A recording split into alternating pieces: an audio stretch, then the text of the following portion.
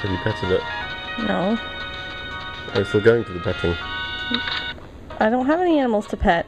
I already pet them today. Can you share a sheep? No, I already took care of my animals today.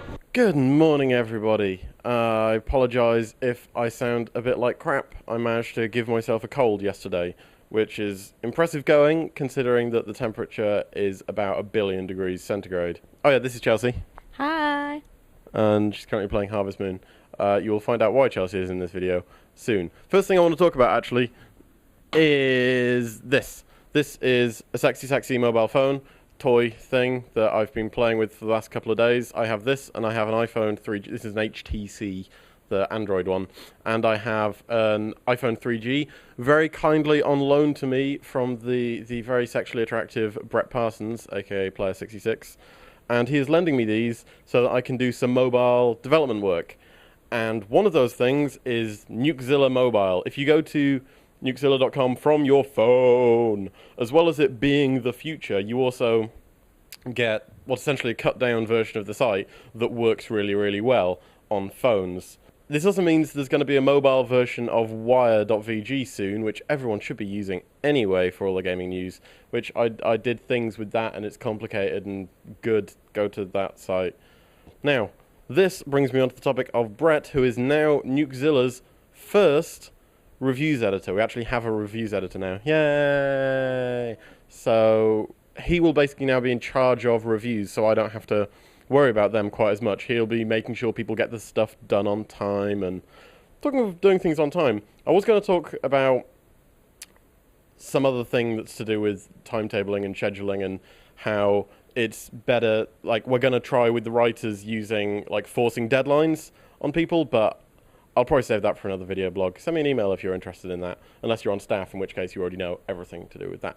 Anyway, Brett is now a reviews editor, and reviews are something I want to talk about because there was an interesting comment left on Reddit on Chelsea's review of, what's the game called?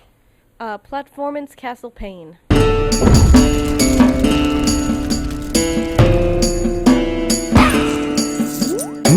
And the comment was basically because you reviewed it and you gave it a score of -1.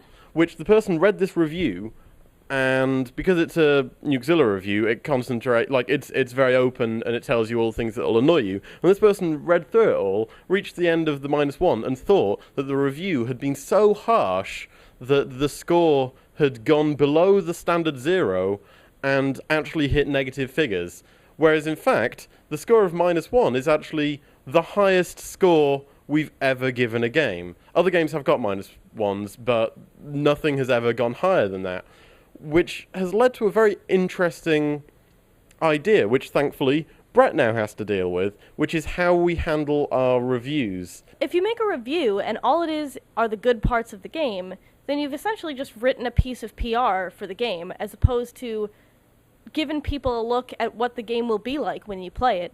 You know, when I play a game, I don't need somebody to tell me, oh, like, this is really beautiful and this is really beautiful, because that's something that I'm going to personally experience as soon as I turn on the game. You know, graphics, sound, those are things that you will experience the second you turn on the game.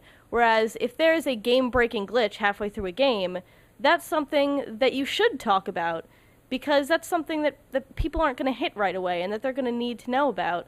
So I just feel like if somebody's reading a critical review and they don't understand why the need for critical reviews are there, then it kind of reflects really poorly about the state of how reviews are going now.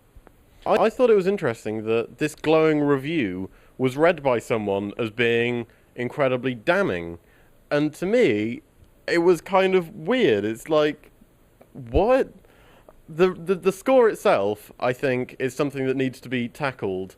Because we used to use the negative reviews because it was negative gamer. Get it? It's a hilarious joke. But now it doesn't quite work. And I've had a few people say that they're a bit confused as to why we use a negative scoring system. So personally, I'm a big fan of the 5-star system. Because it's nice and it's clear and it's simple, but this is up to Brett and you guys to work out. I guess it's actually technically up to me as the editor-in-chief, but shh. Shirking your responsibilities. Delegating, because I'm in charge. But yeah, it does raise an interesting question about the role of being critical in reviews. And I think it's kind of interesting that we take flack for being different, for being critical. And I would sidle off into my all previews are examples of PR companies buying out buying favor with people, but of course that was covered last week actually. Tracy, do you have any other things you would like to add? Everybody should just play Harvest Moon. What are you up to today? I'm gonna be watching Chelsea. What are you up to today, Chelsea? I'm gonna be on my farm, petting my sheep, and harvesting my carrots. It's a game for hardcore gamers, though, isn't it? It's serious. I'm gonna be going to level 255 of the mine. It's gonna Holy shit! It's gonna take a good 3 hours. Talk us through how you get to level 255 of the mine. I don't know if there's enough time for me to explain that.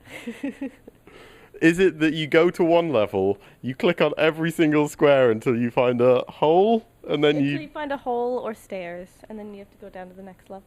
and you just do this for how many hours? 2 to 3 hours. 2 to 3 hours. Hardcore gamer. Congratulations to Brett as our reviews editor. Play Harvest Moon, and what are you up to today on this lovely, sweaty, really unpleasant Sunday?